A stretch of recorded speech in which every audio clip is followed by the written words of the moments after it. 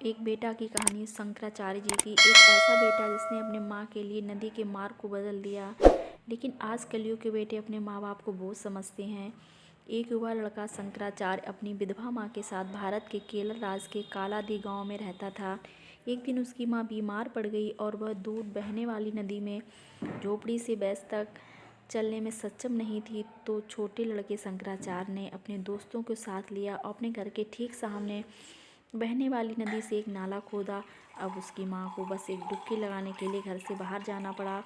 शंकराचार्य द्वारा खोदी गई यह नहर आज भी मौजूद है। कुछ समय बाद शंकराचार्य आध्यात्मिक ज्ञान की खोज में साधु बनना चाहते थे।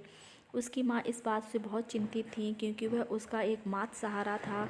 हालांकि शंकराचार्य ने सुनिश्चित किया कि उनके रिश्तेदार उनकी वृद्ध माँ के लिए प्रदान करेंगे। उसने उससे यह भी वादा किया कि जब भी उसे उसकी आवश्यकता होगी वह उसे देखने के लिए वापस आ जाएगा।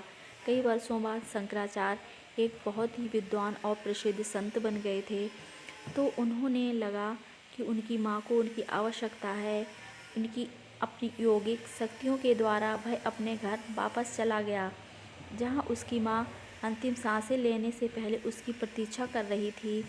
अपनी आध्यात्मिक शक्तियों के द्वारा उन्होंने उसका दर्शन करवाया।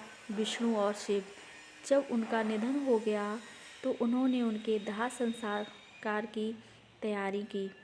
परंपरा के अनुसार एक साधु को अपने माता पिता का दाह संस्कार करने की अनुमति नहीं है, क्योंकि उसने तकनीकी रूप से सभी के साथ अपने सभी संबंध समाप्त कर लिए हैं। तो शंकराचार्य ने प्रार्थना की और एक चमत्कार से उनकी माँ के शरीर के साथ लकड़ी की चिता अपने आप जल उठी। जो लोग शंकराचार्य की आलोचना करने के लिए इकट्ठे हुए थे, उन्होंने चमत्कार देखा और अपनी कठोरता पर शर्म महसूस की। उन्होंने संत से क्षमा मांगी और उन्होंने वादा किया, थैंक्स, प्लीज़ हमारे चैनल को सब्सक्राइब करें।